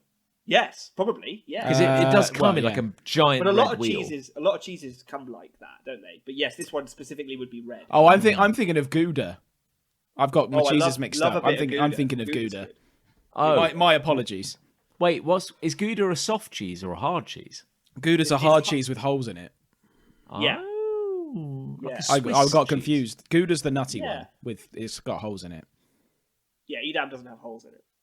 Gouda's Dutch, isn't it? Sure. I Yeah, think. why not? Yeah. Dutch cheese. In what occasion? What's the right cheese for the right occasion? Like, in what occasion are you like, gotta have an Edam? Get the job done. I do late kind night of at the think office. That's the whole occasion. Get the job well, done. cheddar is like utility cheese, isn't it? Cheddar is just like, I need cheese. I need generic cheese. Just chuck a cheddar on there. Edam is like, we need a generic cheese, but with a little bit of, That's not cheddar. but a little bit different. Let's get an Edam. Ooh, but it's still a generic. It's still in the generic family of cheese. I feel like Edam is like the polyfiller of cheese. Probably. It's what you use to like fill the gap. No, that's between Philadelphia. That's But Edam, Yeah. if someone eats Edam, they probably consider themselves a connoisseur yes. because they've moved away from cheddar. Yeah, but they're not. But otherwise, they just eat cheddar. The thing is, I've been enjoying like an extra mature red Leicester lately. Lovely. Red Leicester's good. Yeah, that's a good cheese. The listeners can't see it, but I'm making the face of Yeah. appreciation. You know what I don't care for is a Cheshire. I don't A care. Cheshire? I Oh, don't care for a interesting. crumbly cheese or a You Wensleydale. don't care for a crumbly. Oh. Not because I recognise they have a distinct flavour and texture. I just don't like it. What if I came to you and it's Come to me. What if I came to you and it's December 24th? Some might say Christmas Eve. Oh, Others might not. And I was we struggling had to a think bottle- of the name of it. And what if the three of us were sitting beside a log fire and we had some brandy? Lovely. And I was like, I'm feeling a little peckish. I think I'm going to crack open The baby bells. this Wensleydale with cranberry in it. Oh, that does change it a little bit. Does that not speak to you? I would Let's only eat that at Christmas, though. Well, it I've is got- Christmas Eve. Yeah, well, that's I've gotta fine. say, Yeah, though- that's acceptable. What a Yeah. feast, though. I tell you what, I would have it. I'd take it from you, John, Yeah. and as I took it, I'd be like, ooh, like that. Ooh. Ooh. And I put it And in we my little don't. gob. And when we're all suffering from gout in the following morning, I mean, To be honest, I like- we're only one level up from being Edam wankers here, anyway. So You damn wankers! Well, John isn't, because John can't taste the difference. yeah. Because he's I've got a cheese love. blind. Oh, Go on. that was abrupt. I've got to love. He was shutting me off. I love a hanging basket. Oh, A hanging, as in plants. as Yes. in one of them plants. It's another gardening one. It's a gardening one, everybody. I love a Put you on hanging blast. basket because not only is it delightful, but what else could be a greater finger in Gog's eye than going? I don't Oh, need your planet. You're creatures of the land. You're Yeah. creatures of the land. I've taken your majestic Yes. Yes. hyacinth and I've put it in a basket and I've raised it into the ungodly realm of the air. I've put it in the sky. Sure. And I've now put it I'm in in the sky, you charge. fuck. Yeah. No. So That- we've Yeah, well, when you put it like that, yes, I'm on yeah. board. It's like gardening with a kind of Promethean existential edge, which I really enjoy. You know, because Yeah. I like gardening because it takes me away from the computer, and for a brief moment while the lawnmower is running, I don't have to think about the grim spectre of death or my Sure. own Until you stick your hand on kind it of there, anyway. yeah. I decide to end it all and just like headbutt the blades. But also I get to just kind of thumb my nose at the great beyond by taking a plant and raising it into the air. And True. that's why I like a hanging basket. It's like Oh. you've made your own little planet. It's like And you it's just- like a garden in the sky, Yes. kind of. like but a not, floating but not, no, I island. mean, not really, but sort of. So we when we bought our house, it was previously owned by an old man who died, which is the why Oh. which and how Keep which them is why- laughing, Joe. which is how we were able to buy it because he died, and we had we had a- We were able to acquire the property because the man who lived in it was no longer breathing. It shuffled off this mortal coil and allowed us to move And- into his house. at some point in his later years, he had Before he installed died. a series of hooks on the exterior of our house, upon which you could probably hang a hanging basket. Oh, if sure. you felt so inclined. And we've not gone down that route.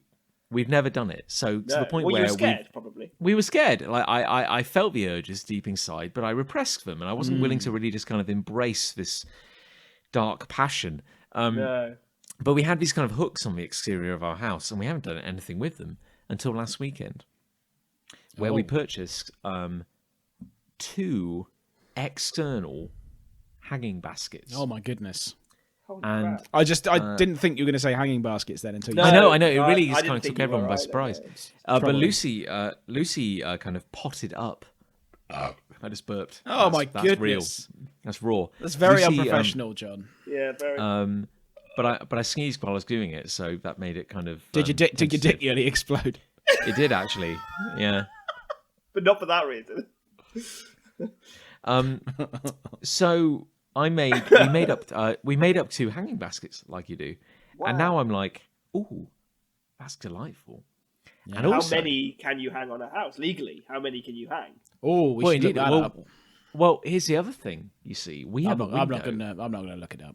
We have a window at the top of our stairs. A window which the 2 of you have walked past many times while coming into my I'm house familiar with that window. Yes. Yeah, sure. to yeah. record this to record this awful podcast. And I'd put in a curtain rail above this window. If you can imagine such a thing.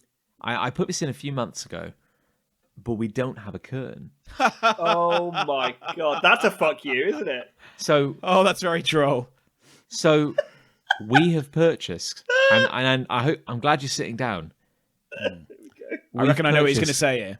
Can I guess? 4. Can I guess? 4. You can guess, yeah. A hanging basket. It's a hanging basket. A hanging basket. Fuck! It's astonishing. We've purchased 4, like, kind of wickery, twiny, kind of very rustic, kind of soft hanging baskets, Oh my goodness. and we've hung them off this curtain rail. Oh, quite hard. And we've put in each of these baskets a plant pot. So now Right. we That have, seems... and I look forward to the day when you, Chris Ray, are no longer plague ridden and can thank come you. back into my house. And you will see when you come up the stairs that we have now this kind of wonderful kind of just tableau of hanging baskets at the top of the stairs of this house that I have a mortgage on, and it's just delightful. And if this is the moment where my youth ends, then I'm okay with it. Like, And because so now be it. I have hanging baskets and they're delightful. You know, a lot. Wonderful. I don't know if you've heard this, but a lot of people are referring to the phrase "the season 2 of my life," and I think this is because millennials, us, are getting to this exact age. We're all getting to this age, and so these new turns of phrase are developing. And the idea is that you look around and you suddenly realise the joke is that the cast of characters in your life has gotten smaller, and Yeah. the set has changed and is a little higher budget. And it's this sort of stuff, right? You're in the season 2 of your life. Nice. And for John, it seems that means he has some new friends, but they are plans. How many At the series did Last of the Summer Wine run for? They were old from the 94. beginning Yeah. of that. Every time I think to myself, John, everything you've created, everything you've aspired to create that would entertain and inspire people, God, it's not that good. You really could have done better. I think back to Last of the Summer Wine, which has never stopped being made. I think it's still being made, even though the BBC no longer shows it. I don't think there's any cameras there, but they still make it. They're still making it, yeah. Jesus Christ. I mean, the bar was so low. Oh, yeah. There was a time when making TV was, I would say, easy. I'm going to say it. I'm going to say making TV was easy back then. Last of the Summer Wine and Songs of Praise always just reminds me when I used to have a bath on a Sunday as a child. That's my The one weekly my bath. only memory of those particular shows. How often did you have a bath in a week? Once a week. As a child, once a week, yeah. Once a week. You had a Sunday once-a-week bath. Sunday bath. Did you not wash at all? Oh, I can't remember. Probably. I was young. I didn't have BO then. No, that's true. You don't get BO until No. the next one. But there was a period where if you're our age, which is a diminishing breed, but if you're our age and you grew up in the UK, Sunday evening, where we only had 4 channels, Yeah. was great. I guess we've got Songs of Praise, which is where we literally just film people singing hymns. Yeah. Then Antiques Roadshow, Antiques Roadshow. and then Last of the Selling. Summer Wine. Yeah. And Time Team. Oh well, Time Team's a bit you exotic. had to turn the channel for that. Yeah. You did have to turn the channel out. Yeah.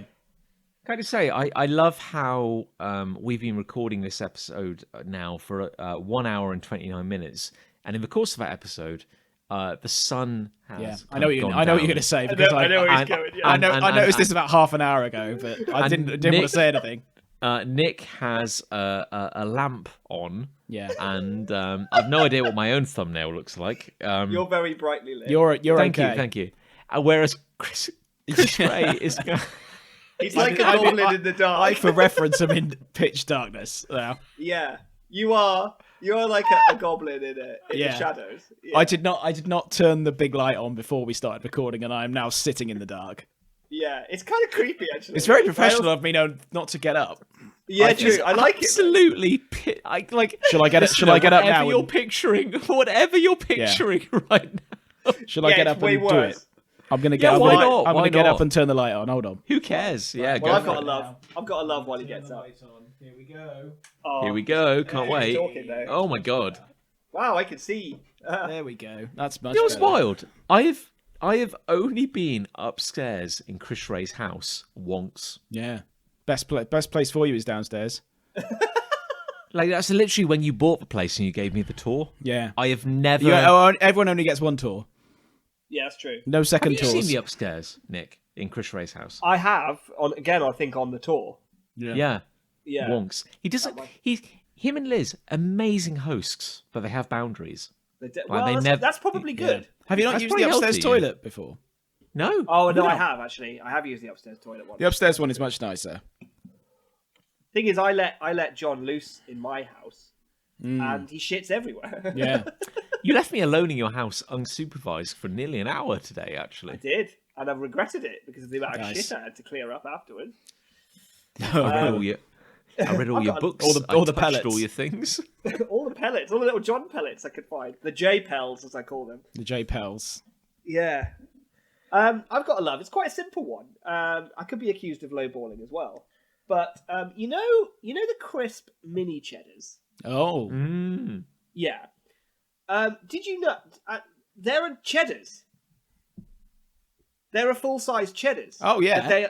That they're the What? minis of. What? Yeah. Yeah. Did you not I know didn't this? realise this. I learned this today. What are you saying? Cheddars. You can buy cheddars. Yeah. No, you. Mini what? cheddars. Yes, you are can. small, Yes, you can. are small Yes, you can. cheddars. Yeah. Where? How? Do they come in a bag of one? They No, come in a it's- tube. They're a tube. They're like biscuit sized. What? This you'd be has forgiven. always been a thing. Yeah, apparently. I used to eat these with last the summer wine. What are you talking about? So, right, imagine a mini cheddar, John. Very easy to imagine. Okay, You- I don't know how we can describe it any more clearly to you, John. I cannot stress enough that we have some international listeners. Okay, right. Talk let to me. set What the is a scene. mini no, cheddar? we, Let me set no, the we scene. don't. Mini cheddars, right? A little. Americans would call them chips. We call them crisps. Bag of crispy treats, right? Savory. They look like little discs. They're Savory, about the yeah. size. Savory But they're not, cheese really biscuits. they're not really a crisp or a chip. I wouldn't call them a crisp or a chip. I wouldn't, but that's all I've got. Well, what- I'd call what we them? Americans may be more familiar with like a cracker. They look a bit Crackers. like a cracker. We call it a cracker. like a Right. tiny. About the size of a quarter or a Yeah. 2p. Yeah? Little cheddars. They're called mini cheddars, Mini right? And I cheddars. just always thought they're cheese flavored, right? I always just thought that's their name. They're just called mini cheddars. You get a little bag. The bag is small. It's like smaller than a normal crisp or chips bag, right? You get about 26 mini cheddars in that bag. 26 is quite generous. You get like 15. 5. Well, Is it- one. I think it's like- become less over the years. Yeah, It- it's about the it's size. like- Yeah, like you say, it's the palm of your hand. Size of your palm, and Bag. you get like 2 mini Maybe chegs three, inside maybe it. 3 mini cheds inside, right? And I was just like, that's what they're called. They're called mini cheddars, right? That's just a funny name that they came up with. But no, because there are cheddars. There are just cheddars. You can buy them in the same aisle Okay. as crisps. Okay, right? okay. These are made by McVitie's. Fine. Are they? Yeah, Probably, they're I don't made. know. Yeah, the brand. Yeah, McVitie's is a leading. I can't believe This- I can't believe nobody knew this. Am I? I didn't know this. I didn't know. This has always been a thing. I Wait, bought so- a tube of them today. They're fucking amazing. They're They're like great. cheddars. They're They're like mini wonderful. cheddars, but they're bigger than the mini cheddars because they're just cheddars. They're standard okay. standard cheddars. Okay, I've just Standard. googled, and like the first thing that comes up is mini cheds. What? What's mini cheds? That's not a thing. Well, no, the mini cheddars. Like mini that's- cheddars, right? Yeah, we just call them as a mini. Fuck with the society. brand name, John. No, look, as a society, we know and appreciate what a mini ched is. It's as British as cottage pie and, a terrible democracy. And a penny farthing. Yeah. Okay. Busted government. But what is a cheddar? So a cheddar is just a bigger one of them. Well, why now- would they be called mini cheddars unless there I was a thought bigger it was- version of I them? thought it was just a quirky name. Oh, why is it called a cheddar? It's not a cheese. It's made of cheese. No, But it's it's not a made of biscuit. cheese. It's cheese flavored. It's cheese It's like flavored. a cracker. Yeah. It's But you can't cheese. just call something that's flavoured something just after the thing it's called. That would be like... Well, I'm trying to think of other examples. Yeah, you're going to win now. Yeah, yeah. Okay, it's a fair point. It's like calling frazzles bacons. Yeah. They're not bacons, are they? They're no. bacon What are you flavoured. talking about? You idiot! It's not like it'd be like calling a frazzle a fraz.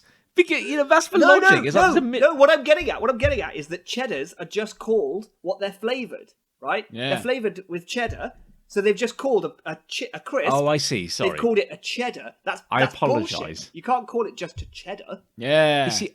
You see, I thought you were inferring that like for every snack we enjoy, There has to be a mini there is a theoretical mother version of mother it. snack. You're like, Well, maybe there is because Well, I I think there this must one be for exists. something that's sort of described by its size. Because otherwise, why are mini cheddars not just called cheddars if they're not a mini this of is it. something else? Yeah. Now But my it's logical logical. mind is activated. But this is how language evolves, and like sometimes, like an evolutionary branch gets cold, and no one thinks about it. So, This like, is it. It's like in musical instruments, right? Right. The cello, you go like, oh, okay, the cello is actually a member of the violoncello family. Yeah. So it's actually like the biggest violin. So, but what's a double bass? Oh no, sweet child. A double bass is not part of the violoncelle family. It's the only surviving member of the viol family. Where the viola comes from.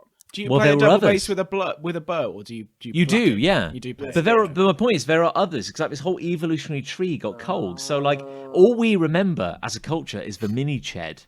But yours, this is blowing my mind because you're saying that there's a cheddar, there's a full cheddar. This Well, is it's like this is blowing my mind that you've never heard of this before today. No, There's like a cheddarch, like a matriarch. You know, there's like a cheddarch that's yeah, and there proud would presumably be a mythical ched at the at top. the very top. Yeah. Yeah. Cheddarch. There must cheddars. be like a mega ched Mega somewhere, Giga ched. a giga ched. Well, Yeah. the point is, I'm on the Wikipedia page now for a cheddar. Cheddar. And it says, cheddars are a brand of baked cheddar cheese flavoured British-style savoury biscuit. Yeah. Right, fine, okay, yeah. They're made with real cheese. Cool, I guess. There you go. That's And good then news. on Wikipedia, there's a subheading for mini cheddars. Yeah. Right. So they just And get it says, subheading. mini cheddars were the result of product diversification Yeah. by McVitie's. Is a in product 19 more diverse by making it smaller? I would argue no. It's not. It's not more diverse, is it? It's the same. Well, if you slap a label on It it, is just the Yeah. same fucking It's the thing. same But thing, but smaller. But they package it differently. Because Yeah. because the cheddars come in a tube, but mini cheddars come in bags. Yeah. the thing is, now I want to see a true cheddar. Well, I have some, John. When Well, you it's come like- over to it's my- I was in your house all day today. How is it? How is it the subject of cheddar did not come up at any I'm point? saving it for the show. I'm very professional, John. Yeah. Oh, you got it. I needed this raw reaction from you, and I got it. I got everything I wanted, and more, arguably, and more. Apparently, there are Marmite, barbecue beef, I've had barbecue beef. Branxton pickle, I've had those. cheese and onion, Haven't had those. Don't like cheese. ham and cheese, Haven't had those. mature cheddar, Yes, I've had those. prawn cocktail, Haven't had those. sweet chili, Haven't had those. cheese and onion, Haven't had those. salt and vinegar, Haven't had those. flavoured mini chegs. No, there's two more as well. There's red Leicester flavour, and there's Oh. jalapeno flavour as Oh, well. lovely. And there's also Stilton Oh, smoked they're applewood. oh, interesting. But they're good as well. I would, honest to goodness, if there were a pack of mini chegs in front of me right now, like, Oh yeah, you I'm would- quite peckish now, if I'm honest. They are very, very good. You would not be able to see me because of the cheese dust, The- like yeah, on the the webcam, sort of- basically. Yeah. But imagine this, right? Like, what I like about a mini ched, right, is that it's kind of got a bit more girth to it than the average crisp. Yeah. Like, it satisfies the mouth more because there's more to get through, right? Imagine a mini ched thrice the size.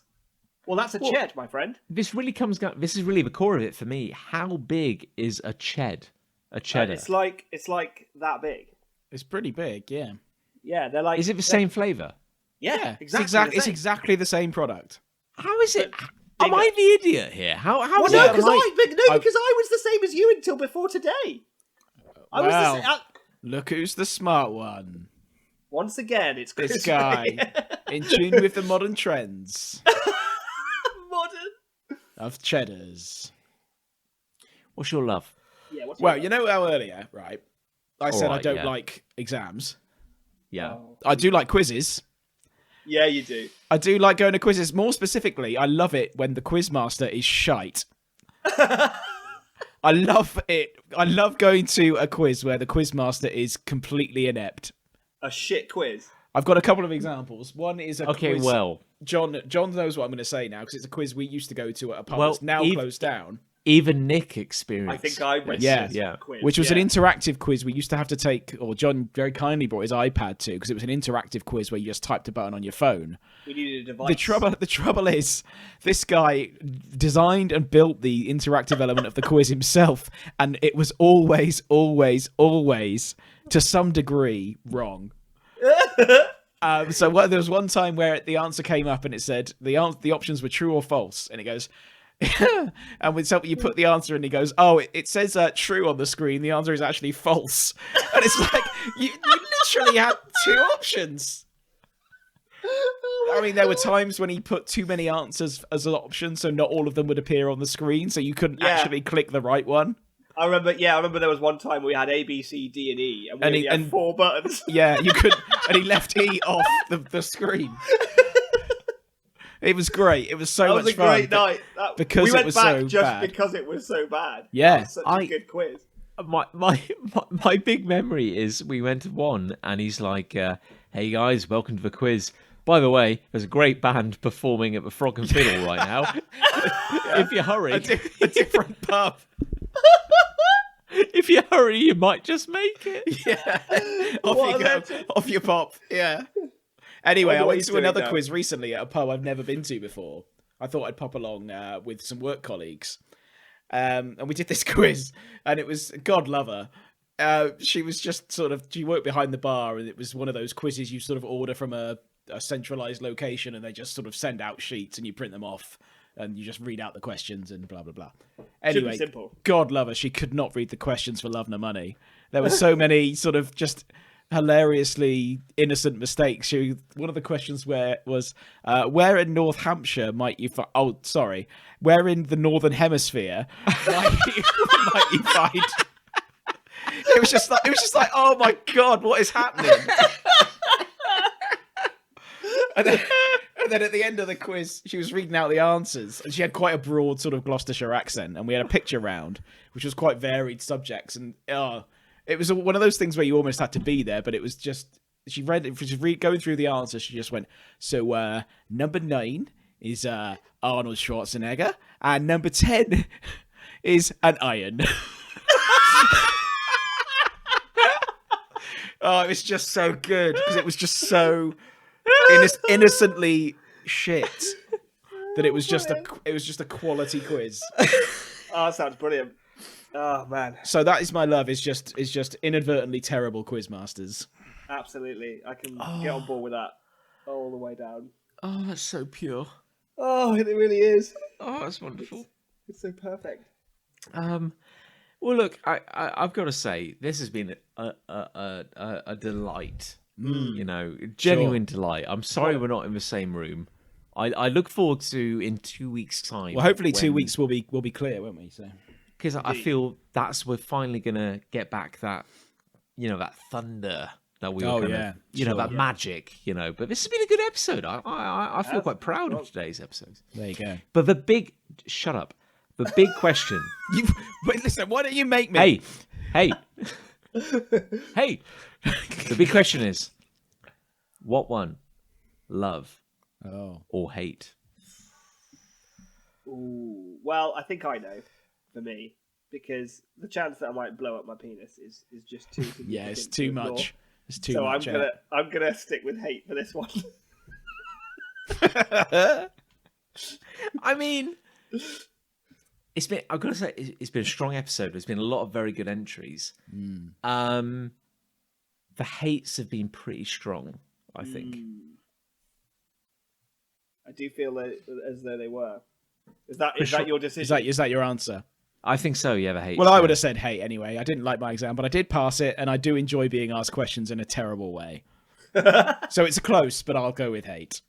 I like the parallels between your love and hate. Yes. Well, that was accidental because I've been saving the quiz one for about a month. Oh. And then the exam happened, so I thought I'd throw that in. Did you ultimately you passed your exam? Oh yeah, with flying colours, very comfortably in the end. But yeah, there was certainly one point during the exam where I thought I'm going to fucking fail this, but it didn't happen. So there you go. It didn't happen. Let that be a lesson to all the people who are doubting themselves. Yeah, and look at you now, fully qualified person with fully qualified with a disease that shut down the world for 2 years.